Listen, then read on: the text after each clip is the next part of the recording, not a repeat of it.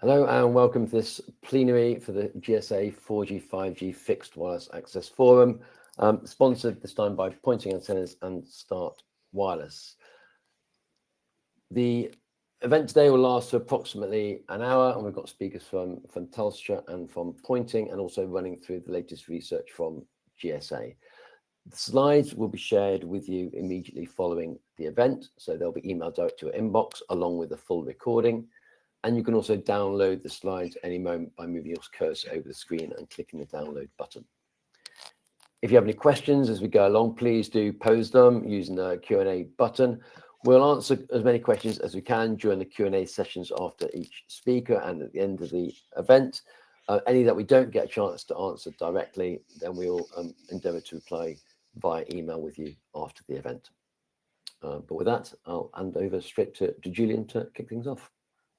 Thank you very much, Richard. So a warm welcome to everyone. This is the 8th Fixed Wireless Access Forum webinar that we are organizing. I'm Julien Grivola. I am the chair of the GSA 4G 5G Fixed Wireless Access Forum. And on a daily basis, I am the European Director of the Wireless Industry Development at Huawei.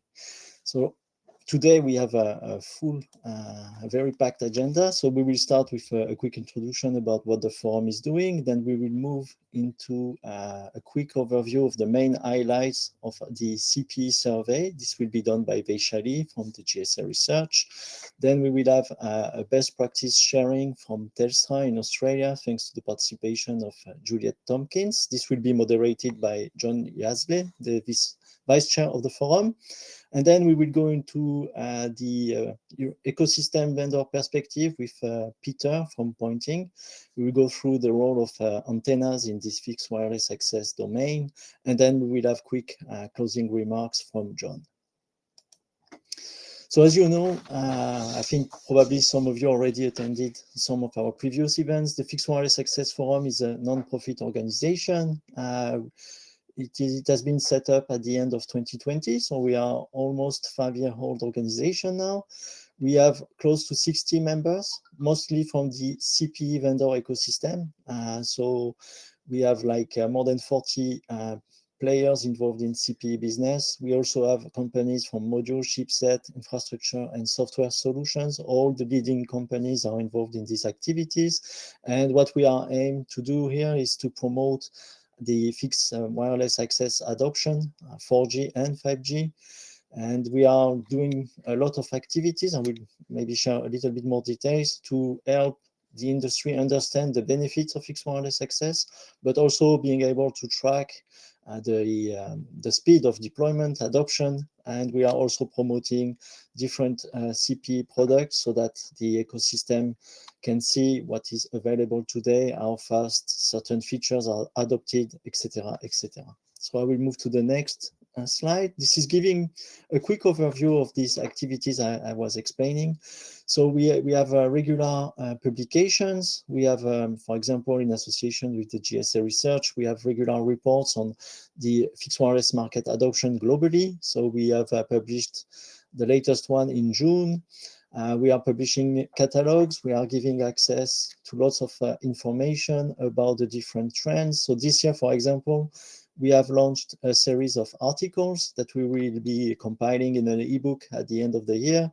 So we have contributions about our members around key topics, key trends. So for example, artificial intelligence, the adoption of RedCap, the value of certain features in 5G Advanced that are benefiting to fixed wireless access, an update also on the mmWave 5G fixed wireless access adoption. And we are organizing webinars like the one today, actually. And we will be also present in Network X in Paris. So we are trying to really use all the ways we can to educate the market around fixed wireless access activities. Another activity we are doing is, of course, providing access to this fixed wireless access directory. This is accessible free of charge. You only need to register and have a GSA account, and then you can browse among lots of different products. It's from CPEs to chipsets. You can see here we have close to, now I think it's 200 products. and around 25 vendors are contributing. And this is thanks to all those vendors in this CPE ecosystem that we can develop the CPE survey, which Vaishali will share more information about the key highlights later, giving a real sense of how big the market is, where it is going, what are the key trends, and so on. So now I will move on to the video that our sponsors have been sending and sharing with us. So thanks again to Pointing and Start for their support. Without their support, we cannot organize this sort of webinars. So Richard, if you could play the videos, please. Hi there, I'm Susanna Suarez, Director of Product at Start USA, and I'm excited to introduce you to our company and the exciting work we're doing. Since our establishment in 2015, Start USA has grown into a premier global provider of advanced hardware and software solutions. We're proud to offer a wide range of innovative products that cater to both consumers and businesses around the world. Our product portfolio is designed to meet the growing demand for fast, reliable, and secure connections. From cutting-edge 4G and 5G CPEs to mobile hotspots, smartphones, tablets, and more. We provide comprehensive solutions that ensure seamless connectivity for every need. As a company, we specialize in the design and development of advanced 4G and 5G technologies, delivering reliable and secure end-to-end services to our customers and partners. At Start USA, we're committed to innovation and excellence in everything we do, and I am proud to lead our product team to bring you the best connected solutions. Together, we're shaping the future of connectivity. To stay up to date with all of our latest products and innovations, be sure to visit our newsroom or follow us on LinkedIn. Let's shape the future of connectivity together. We have been making wireless happen for as long as we can remember, and we always will. We are specialists who love our work, experts in our field. We take great pride in what we make and what it means to people. We hone our skills, refine our craft, and master the art of engineering. We are passionate about innovation and creating the best product that we can deliver. We forge, we learn, we build, and we grow beyond. It's more than just our vision and mission. It's our passion. We are Pointing, and we will take you beyond a connected life.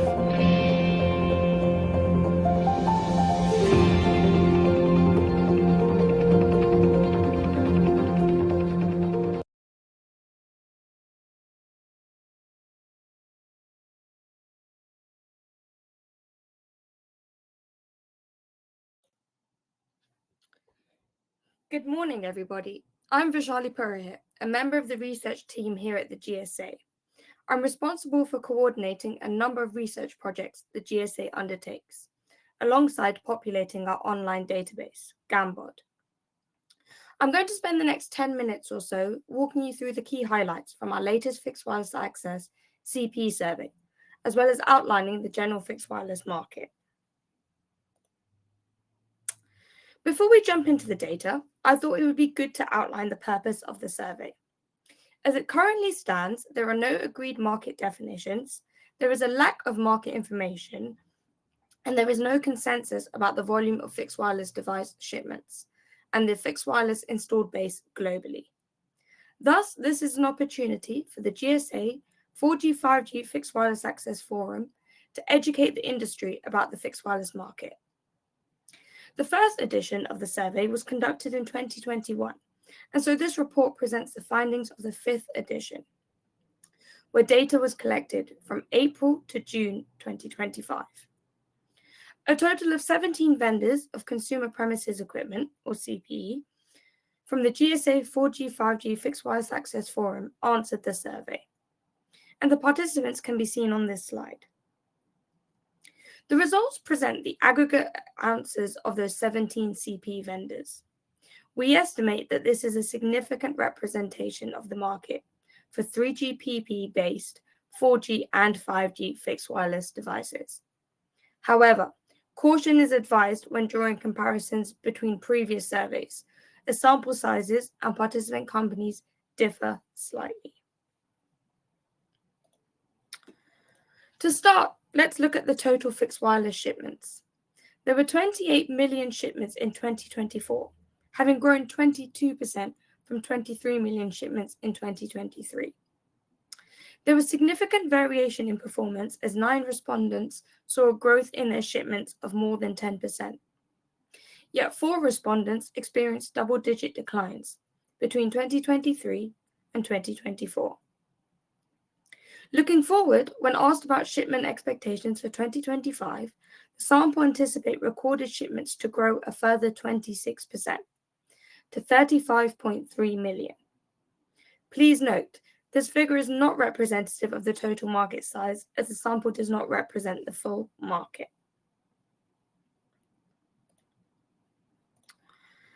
The share of outdoor modem CPE grew to 13% of total shipments and 33% in absolute terms.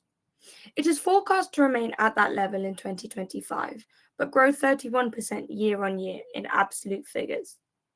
58% of outdoor CPE were flexible self-install indoor and/or outdoor CPEs during 2024. Battery-operated hotspots account for 33%, or a third of total shipments, and are expected to grow by a further 30% in absolute terms by 2025. The majority of fixed wireless access CPE shipments continue to be indoor CPEs, and this is demonstrated by the chart at the top, where integrated indoor CPEs remain at 54% of total shipments. This is expected to grow to 55% in 2025, while also growing 32% in absolute figures. Overall, when you compare form factors, outdoor modems have grown the most between 2023 and 2024, having grown by 33%, compared to integrated indoor CPE, which has grown by 25%, and battery-operated hotspot or MiFi devices, which has grown by 19%. It's also important to look at the wider picture and understand how these shipments broke down on a regional level.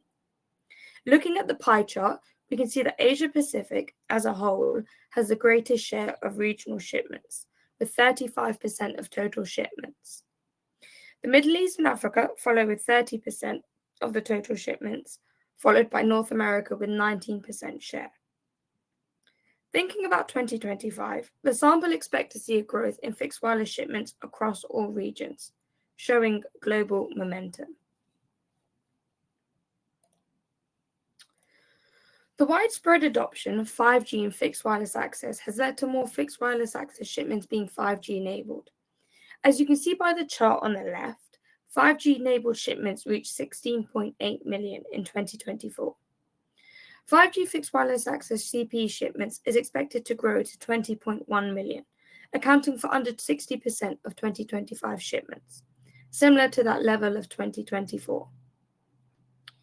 When we explore the regional breakdown of 5G fixed wireless shipments, North America makes up 30%, followed by the Middle East and Africa with 25% and China with 22%. The remaining regions all contribute less than 10% each. Looking at the split between 4G and 5G in each of these regions, over 90% of fixed wireless shipments in both North America and India are 5G, which is vastly ahead of the total average, which currently sits at around 60%. Following on from the previous slide, the advent of 5G has led to 5G standalone rapidly growing. There is growing investment into 5G networks, and so 5G standalone networks continue to be launched globally. This explains the growth in 5G fixed wireless devices that are capable of 5G standalone. As such, 2024 saw 16.8 million 5G shipments, of which over 95% were 5G standalone capable. When we look at 2025, the sample expects 17.7 million 5G standalone shipments, which roughly makes up about 90% of total 5G shipments. The growth in 5G standalone shipments has led to the adoption of both mmWave and 5G RedCap devices too. If we start with millimeter wave, there are around 739,000 5G millimeter wave capable shipments in 2024, which made up 4% of all 5G enabled fixed wireless shipments. The sample anticipates this to grow 47% to 1.1 million millimeter wave capable shipments in 2025, thus comprising 5% of total 5G fixed wireless shipments, a modest growth. Another question in the survey explored vendor plans to introduce a 5G fixed wireless access millimeter wave capable product in the coming years. 18% of vendors said yes, while a significant proportion, or 41%, have already introduced a 5G fixed wireless access millimeter wave product into their portfolio. Moving on to 5G RedCap, and we can see that almost half of respondents stated that they plan to introduce fixed wireless access devices that support 5G RedCap in the coming year. Notably, 18% of respondents claimed that they already have such products in their portfolio, showing the growing interest in 5G RedCap for fixed wireless access. A vital question in the survey examines the module and chipset strategy of vendors. Looking at module strategies, there is a continued trend to choose to want to outsource modules from more than one third party. 65% said that their current module is from more than one third party, up from 47% in the 2024 survey. Looking forward to 2025, the proportion of respondents sourcing modules from more than one third party is expected to grow to 76%, becoming the most dominant strategy. There is a similar trend when it comes to chipset strategies. In the 2024 survey, 80% of respondents stated that their chipset was sourced from more than one vendor. This year, 94% said that they source their chipsets from more than one vendor, and this is expected to remain high, dropping slightly to 88% in 2025. AI is pervasive, and vendors are looking to introduce 5G CPE devices with AI-enabled features. A key question was added to this year's survey, exploring potential benefits attached to the technology. We asked participants about the main benefits of introducing AI capabilities to 5G fixed wireless access devices, rated from the least, or 1, to the most, or 4, important. Using a weighted average, most participants rated improving 5G connectivity, performance, and experience as the most important, receiving 54 points. The ability to enable new applications and services at home follows closely with 51 points. Improving Wi-Fi and in-home performance and experience received 43 points, and other benefits were rated last, with only 22 points. Similarly, another question asked vendors about introducing 5G fixed wireless access with integrated AI capabilities into their portfolio. An overwhelming majority claimed that they plan to introduce an AI-enabled 5G fixed wireless access device in the coming years, whilst 12% of participants stated that they already offer a product with integrated AI capabilities. Thank you for listening, and I'll now pass on to John. Thank you, Vaishali, for this presentation. So, hi everyone, my name is John Yazley. I'm the Vice Chair of the GSA 4G 5G Fixed Wireless Access Forum, and I'm also Head of Fixed Wireless Access at Ericsson. As you heard today, a key part of our job at the forum is to promote the fixed wireless use case and present success stories to inspire other service providers on how to capture the opportunity of fixed wireless. So today, we are thrilled to have a leader globally in telecommunications, so Telstra, presenting their success for fixed wireless. I think it's also important to mention that there are multiple flavors of fixed wireless, and I want you to really see at the Telstra session how they have multiple fixed wireless offerings. And for doing that, we have Julia Tompkins, which is the executive for mobility product at Telstra. She leads development of mobile products across handheld device assurance, mobile direct-to-satellite, handset satellite, managed mobility services, 5G slicing, and IoT connectivity. She has a long experience of Telstra, working in strategy roles, international roles, and prior to Telstra, she has working at BCG. So we're gonna hear to Juliet now, and then we're gonna have a Q&A session. So please post your questions. And with that, I'd like to welcome to stage Juliet. Thanks very much, John. Hi, everyone. My name's Juliet Tompkins, and as John mentioned, I lead mobile products at Telstra. So today I'm just going to give you a quick introduction to Telstra and then talk a bit about our fixed wireless products across our different customer segments, so consumer, business, and enterprise. And then in particular, I want to spend a bit of time talking about a product that we just launched called Dynamic 5G Slicing, which we have just launched on fixed wireless. So in the spirit of best practice sharing, I'm going to talk a bit about that as well. So just to start with, this is really just a quick overview of Telstra for those who might not be familiar with us. We're an Australian telecommunications company. We are publicly listed on the Australian Stock Exchange, so we're an ASX 20 company. In fiscal year 25, just gone, we had 24 billion in Australian dollars in total income. And then in terms of network, we have Australia's largest mobile network with 3 million square kilometres or 99.7% population coverage. And we have just recently reached 95% population coverage with 5G. In addition to that, we also have a large optical fibre network in Australia and 400,000 kilometres of subsea cable internationally as well. And then just in terms of dimensioning customers and people, we have 24.9 million retail mobile services and 2.6 million wholesale mobile unique users. And then in addition to that, we have 3.4 million consumer and small business broadband bundles and data, as well as voice-only services, and around 136,000 enterprise data and connectivity services. So that's just really to give an indication of who we are and size and scale. So just very quickly in terms of network, and this is important because obviously our network supports our fixed wireless products. I mentioned we have 3 million square kilometres of coverage. We've added around 360,000 square kilometres since 2021. And I also mentioned we have 95% population coverage on 5G. We now have, as of June 2025, 66% of our mobile traffic on 5G, which is a function of network deployment, but also 5G device uptake as well.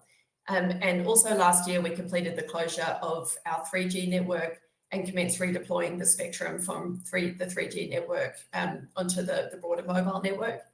And then finally, earlier this year, we announced an 800 million Australian dollar mobile investment over the next 4 years, which is to extend our mobile network leadership, but also to invest in 5G advanced and 5G standalone capabilities as well. And I won't say too much about satellite and digital infrastructure, but we do have both satellite, internet, consumer, home and enterprise products, as well as Australia's first satellite to mobile text messaging product for eligible mobile customers. So in terms of our fixed wireless products, I'll start with consumer and small business 5G home internet. So this is really our product for our mass market, so consumer and small businesses. And from our perspective, this is really designed for lower usage customers and those who want a flexible alternative where fixed broadband connectivity doesn't suit their needs for whatever reason. And also it's an affordable option as well. So it's really that flexibility and affordability. In terms of the product that we offer, it is an internet-only product. It does not include voice. We include 1 terabit of data, and then after that, it's shaped to 25.5 megabits per second. And the 5G home internet product is really one modem for all. So we have the Telstra Smart Modem 4, which we just launched. So that's the same modem that we use for fixed broadband and 5G home internet. And this new modem also includes Wi-Fi 7 and improved security. In terms of the location and installation for our mass market, there's no professional install required for our 5G home internet product, but we do offer performance optimization tips in the My Telstra app. So that's things like the optimal location for the modem within a home. And it is also a service qualified product. So it's available in select areas for eligible customers only, with limited services per postcode to ensure a good quality of service.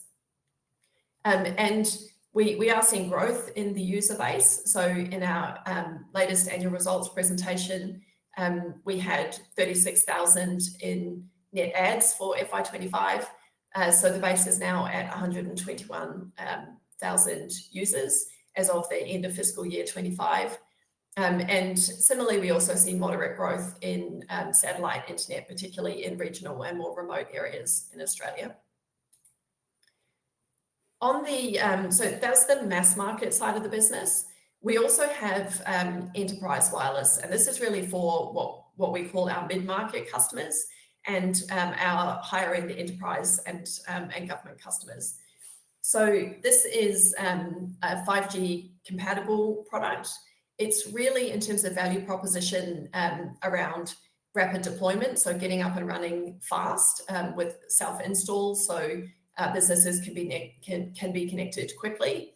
We also offer cloud-based management with the Ericsson Net Cloud Manager, which really simplifies that service control and offers a single unified platform for customers. And we do also offer managed service options. So that might be for tailored network design, for professional install, and also where a customer desires ongoing support to manage the product. I wanted to talk just a little bit about some of the way that we view industries and customer use cases for enterprise wireless. So obviously that rapid deployment, so day one deployment, is important, particularly with fast self-installation for instant connectivity, which is important for industries, running large events, and we see that it's very useful as well in industries such as construction and in mining. Failover and redundancy is also, from our perspective, an important use case for enterprise wireless. So we see this in industries, particularly like retail, banking, and healthcare, where there's really business critical operations, and having a good failover or redundancy option is important. And then finally, we do also see that enterprise wireless is attractive for connected mobile operations. So this is for industries like media or for emergency services. And we do see customers mounting the product on vehicles and often pairing with ruggedized mobile devices as well, which really enables a true mobile experience. And really, this is just an overview of the way that our enterprise wireless plan construct works. So we have the two tiers at Essential and Epic. And then we have an auto data top up. This is the auto data top up is particularly useful for the failover and redundancy services. So it is priced per usage. So when it is actually used for that failover or redundancy, there's an auto data top up that then kicks in, which makes it a very flexible service. So I want to talk now a bit about our recent launch in June this year of our dynamic 5G product, which is powered by network slicing on fixed wireless. So I'm sure most of you know what a slicing product is, but I'll talk a bit about dynamic 5G and what it is. It's really a dedicated slice of our 5G standalone network. So it does operate on 5G standalone. And instead of a best efforts enterprise wireless solution, it allows a customer to effectively reserve and pay for a slice of their standalone 5G network with committed throughput options. So it provides an added level of performance management. And there's three things that we think are important for the dynamic 5G proposition. The first one is that committed performance, because we have previously heard from customers that enterprise wireless is great, but it doesn't come with committed performance levels. So this allows a customer to actually choose a performance level that meets their operational needs. And it is, as I mentioned, also on the 5G standalone network. The second one is that the dynamic 5G product that we have launched has fees calculated hourly based on the chosen performance levels and based on usage. So a customer is only charged for the performance when they're actually using the dynamic 5G slice. When the slice is not in use, there's an hourly nominal slice reservation fee, just to take account of the fact that there is an effective reservation required in the network. And then finally, when the slice is in use, if the agreed performance level is not met, then a customer will not be billed for that hourly unit, which links to the final point on proof of performance. So the reason we think this product is unique is because we've built an analytics engine that sits over the top of the network performance, and it provides detailed performance reporting 24/7. So it allows a customer to really monitor that performance level and for us to be able to demonstrate to a customer where the committed throughput service levels are met. So the next couple of slides have included a couple of snapshots of what this looks like in practice. So the first thing is that it is a service qualified product to ensure optimal performance. And this is because there's a committed performance level. We need to service qualify that the network is actually able to deliver the commitment to the customer. The service qualification checker tool is provided in the ordering tool online, and it's a fully automated journey that involves the plan and device selection. And there is a professional install required for this dynamic 5G on fixed wireless product, just because of the nature of the commitment that we're making to the service level.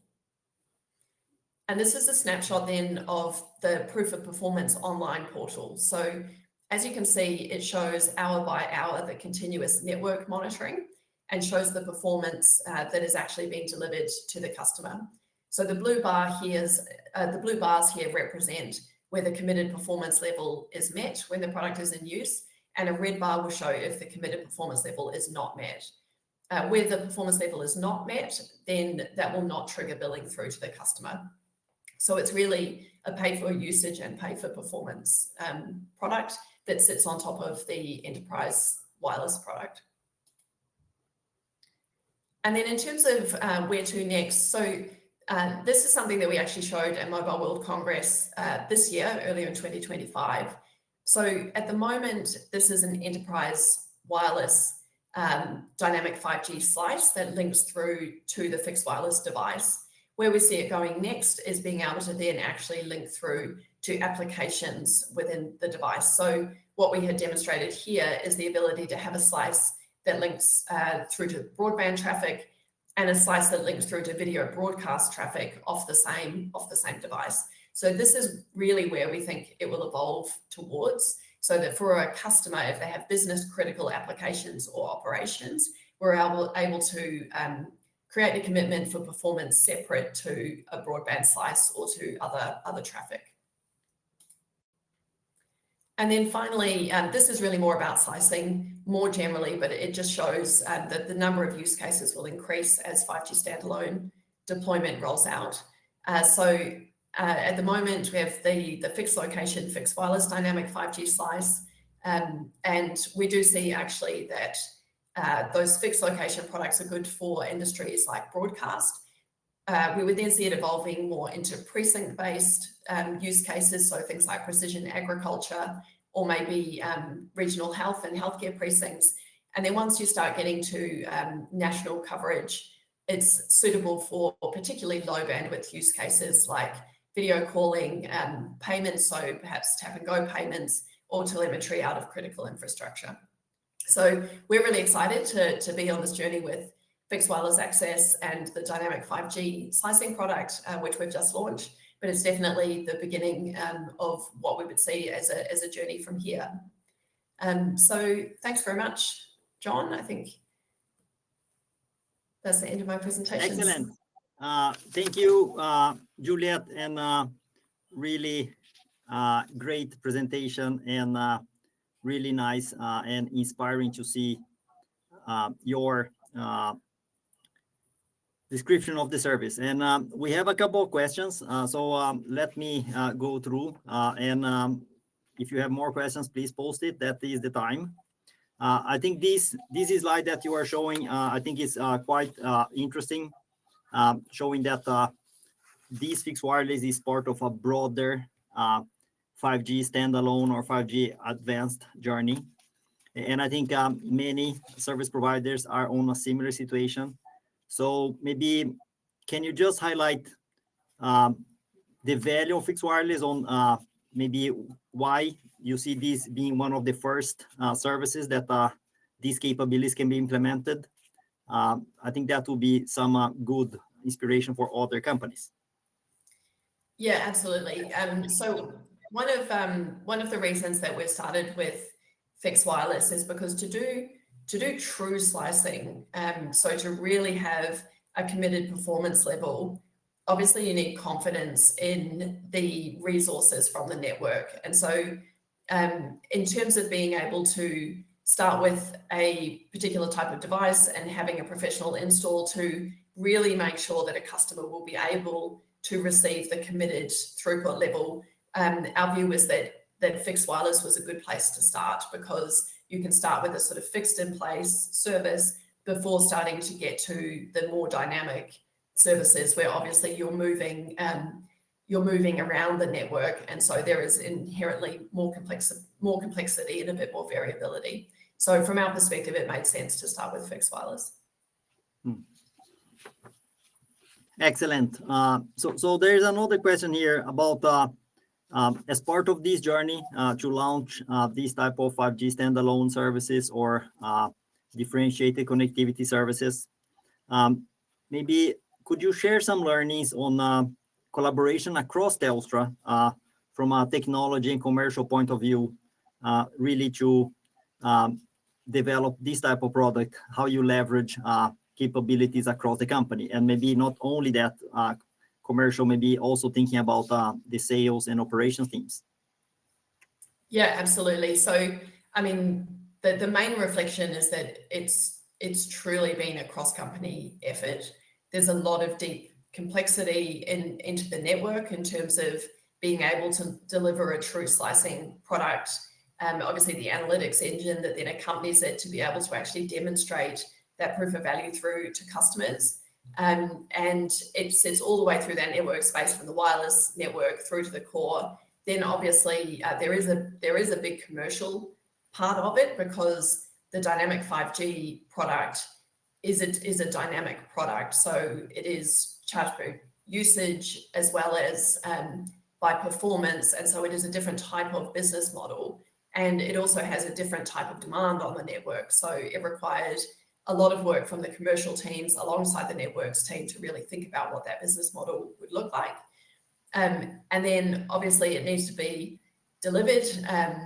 Well, actually, the other thing I will say, we built it into a new IT flow. So it's actually being built in our systems in a decoupled architecture. So from an architectural perspective, it actually required a lot of additional work from the product and the IT teams, all the way then through to delivery, particularly through our enterprise teams, because it's a new product for customers. And so, it takes a lot of engagement with customers for them to really understand what it might be able to deliver to them. And then, of course, it still comes with the delivery of the enterprise wireless product, professional install. So end to end, as you can see, it's a really enormous series of collaborations across the business. So it's great to have it launched in a market. Excellent. Thank you for sharing that. I know this product has been launched just, I think it was July timeframe.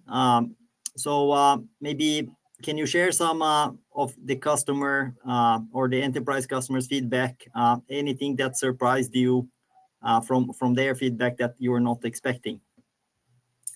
I'm not sure that anything has surprised us, but it's definitely true that it really depends on the use case for customers, how they sort of think about it. We've had really positive feedback on the fact that we're actually able to deliver committed performance levels, because it's the first time with the enterprise wireless product that we've had something that's actually been able to give customers more of a commitment to being able to deliver a particular type of service level. And that was the feedback we had originally, which was the reason that we were looking at it. And so it's great to see that we are getting that positivity back from customers in the ability to deliver it. But as I mentioned, it is a different commercial model as well. And so there's, you know, it just takes a while sometimes in the customer conversations to communicate what that actually looks like when there's a different level of performance, but also a different way for them to be charged by usage, to have a sort of a commitment level where they'll be charged if it's met and not charged if it's not. And so it's just a different type of customer conversation. But overall, the feedback's been really positive so far. Excellent. Thank you again, Juliet, for joining us today and share these learnings. I think this is truly inspiring. So really, service providers can see that fixed wireless has really multiple flavors, can really address various customer needs. And I think also the new capabilities with 5G standalone, 5G advanced, you can really provide sophisticated services. So again, thanks again. This is really true inspiring, and we are really glad to have you today at this session. So with that, I think I hand over back to Julian for the next session. Thank you. Thanks a lot, John. Thank you very much, Juliet. So now we will be moving to the ecosystem vendor discussion first with Peter Prinsloo from Pointing, and then we will have a Q&A also with Vaishali. So if you have questions about the CPE survey session, please post them in the question area. And also, as you can see, Pointing is one of the members of the forum. We are still, of course, very much open for new players to join us. So if you're interested, please do get in touch. And if among the audience there are operators who are also interested to share their best practice regarding fixed wireless access, please also get in touch. So I will now hand over to Peter. Thank you, Peter. Good morning, good afternoon, and good evening to everybody around the world. I'm an electronic engineer, and I'm the manager for new markets and special projects at Pointing. I'm going to take you through why fixed wireless access. I'm sure you know what it's all about. And then the role, of course, of antennas as far as fixed wireless access is concerned. So as you can see on screen, rapid deployment is part of what the antennas assist with. Traditional broadband, in other words, fiber, copper, and coax requires digging and trenching, as you know, and then fixed wireless access, of course, bypasses that. There's a lower capital cost rather than laying fiber, and then the flexibility in urban deployment is well known. And of course, the main aim is to meet the rising demand for both broadband and internet services reliably. Now, on the right-hand side of the slide, you see what is known as an anechoic chamber. That is where we test our antennas, and I'll talk a little bit more about that particular part of what we do. So how does an external antenna increase capacity? Now, on the left-hand side, and I'm going to talk more about this as far as a case study is concerned, the indoor reception is typically very poor, simply because the electromagnetic wave has to penetrate walls and windows. And you can see in the picture there a poorer signal, whereas on the right-hand side, we have an external antenna with very good signal, as you can see, with up to 100 times stronger signal, or 20 dBs for those that understand dBs. So how does that an external antenna increase capacity? So what we did is we looked at a specific scenario. In this case, you see a base station on the left-hand side, and we used a similar scenario than that, and used outside antennas for the connectivity. Now, as you can see, with our capacity on the left-hand side, we had the ability to connect 40 customers. Each one of those houses represent 10 houses. And then on the right-hand side, having deployed a fixed wireless access external antenna, you could see that we could serve around 150 customers. So the improvement is anywhere in between 3 and 4 times typically. But not only that, you'll see as far as the demodulation is concerned, right at the bottom in the red, you see that's 128 quadrature amplitude modulation, demodulation. And because of retransmissions due to signal to noise ratio, not even the routers that were installed inside a house could achieve the 16 bits per symbol as we showed. Now, let's have a look at the financial impact as far as that is concerned. If we assume an average revenue per user of 20 euros, in the case of the left-hand side, you can see that we can connect 40 users. On the other hand, outside of with the outdoor antenna, you can see that even after the antenna cost, which antenna installation, of course, which is a one-time cost, we were in over 24 months, we were substantially, we had a substantially higher revenue. And then if we take the same over 48 months, knowing that the antenna installation cost is a one-time cost, you can see in the middle there that we have an increase of around 273% over a period of 38 months as far as income is concerned. Now, having said that, how do we've actually tested that. This is a particular test that was run here in South Africa. You can see a inside installation on the bottom left-hand side, and then in the middle, the router inside of one of our antennas. And then on the right-hand side photograph, you can see it actually deployed on the second floor of a residence. Now you'll see that the signal improvement was 6 dB. Now I must hasten to add that this was for 4G, and that the internal and router actually was positioned in quite a good place as far as the signal is concerned. Not all indoor routers are placed in a favorable position, which means that they actually do perform worse than the figures that I have on screen. On the right-hand side, you can actually see what the improvement were. The testing, incidentally, was done simultaneously. In other words, to make sure that variations in the radio area network didn't influence the actual test. The test was run at the same time, and there were 6 tests run over 6 hours of the day. Now,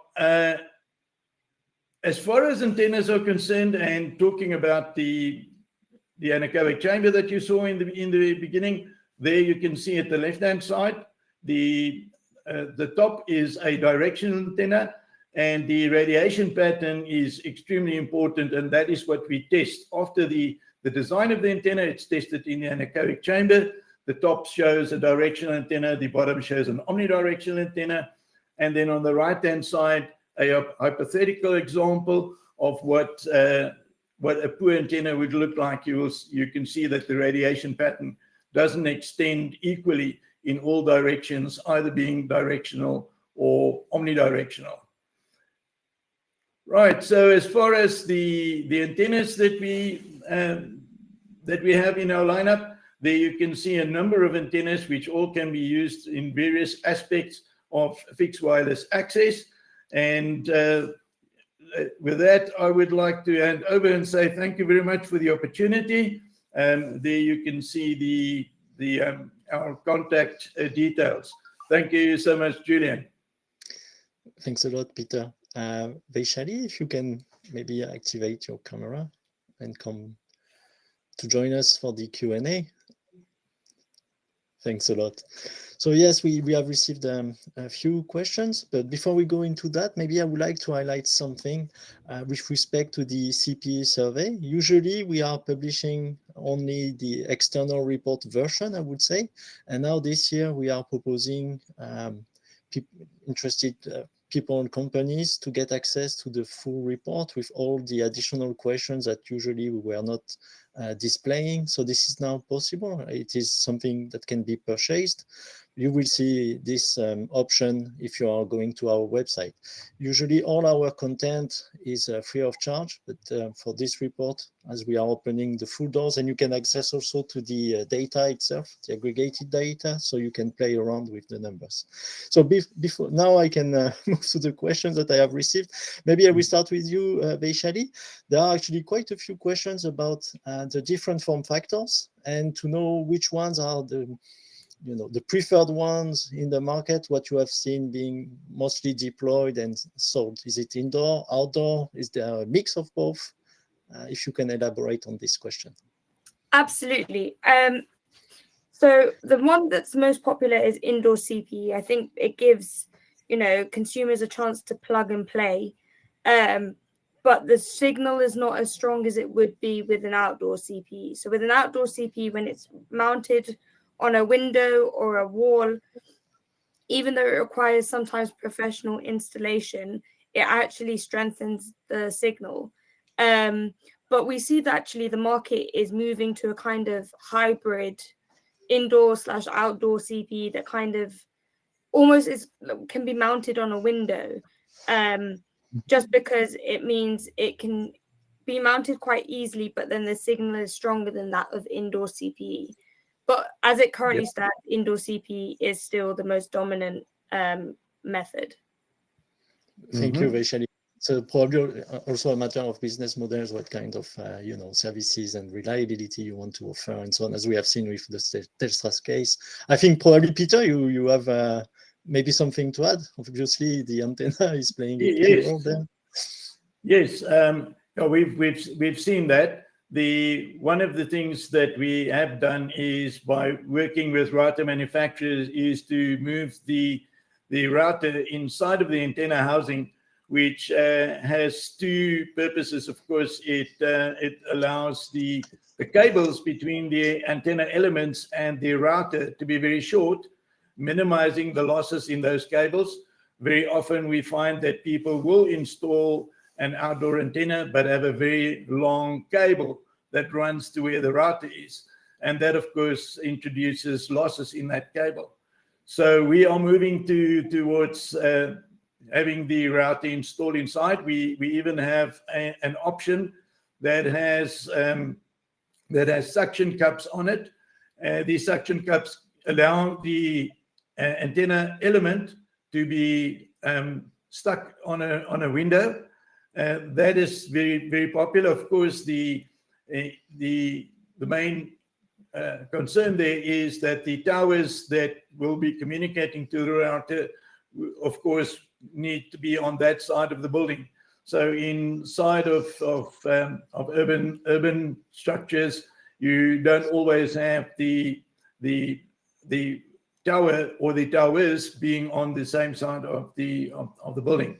So often there, the installation would be an outside antenna, which then has the ability to be beamed, or shall I say pointed at where the towers are, either omnidirectional or directional. Okay, thank you, Peter. There is another question maybe for directly addressed to you. So there was a question about the frequency band you have been using. When you are showing your different slides, what frequency bands were used, or is it only one? Is it sub-6? Is it millimeter wave? What type of spectrum? Okay, the one that I had with the testing that we did inside and outside, that was 1700, and as I mentioned, that was 4G. At the time that we were doing that test, there was only 4G available in the area. But as far as frequency bands are concerned, you would have seen that we have quite an extensive range of antennas. And these antennas cover all the bands from band 71, 617, as far as the mobile is concerned, 617 megahertz, all the way up to 4.2, and also, of course, the 3.5, 3.7 gig radio bands. Okay, thank you, Peter. Vaishali, I'm coming back to you. As always, cost is a key topic. We are seeing questions, even mentioning some dollars figures. Obviously, we are in our role as an organization, a non-profit association, and we have some limitations. So we are not discussing actual prices, but what we do cover in the CPE survey is some sort of prediction. And usually what we cover is when will the 5G FWA CPE price would be closer to the one we are seeing today on 4G. Any insights? Yeah. So price parity has always been an interesting topic of conversation, and this is actually covered in the full report. But if we look at this year's survey results, we saw that 41% of respondents claimed that 5G fixed wireless CPE will reach the same price as 4G in 2027. Now, I know this feels far away, but previous surveys have highlighted price parity in 2026. But when we looked at this year's survey, only 12% of respondents actually believe that that would be the case. And I find that with every iteration of the survey, price parity is being shifted a year out. But I think that's primarily due to all the features that are being enabled with 5G. So mmWave, RedCap, 5G standalone. These aren't, easy and affordable technologies, but they are quite, fundamental. So I think that's what's keeping the price up. But I do believe that, before 2030, the price should reach parity. But I guess you'll have to come back next year to see. We will, for sure. I think we will have to stop here because only 2 minutes are remaining. So thank you very much, Vaishali, Peter. I would like to hand over now to John so that he can share his closing remarks with us. Thank you. Thank you very much. Bye-bye. John? Thank you. And thank you, everyone. Really see that 60 minutes go fast when we have fun and we hear so many great insights. So again, just to highlight, we see fixed wireless addressing a huge opportunity. There is a large market for fast, reliable broadband. I really also want you to see that fixed wireless is a key monetization case for 5G. And you saw that great inspiration from Telstra shared today. And I also really hope you see that the 5G 3GPP ecosystem brings this global scale and innovation, really supporting this use case and evolving to really address various market needs.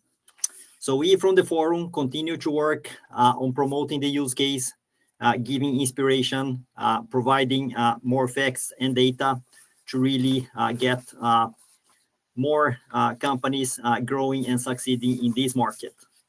And I'm closing this webinar today, and you're gonna hear now from Richard. We still have many more things to come. So thank you very much again for joining this session. Great, thank you, John. Thank you to all our speakers, to Juliet for joining us from Australia to share those best practice insights from Telstra. Lots more events coming up, as John mentioned. The next one is going to be at Network X in Paris in just 2 or 3 weeks' time, where John and Julian will be chairing and moderating the session on fixed wireless access. So if you're going to be in Paris for that event, do go along on Wednesday afternoon for those sessions, where again, lots of operators sharing best practices for how to evolve and monetize fixed wireless access services.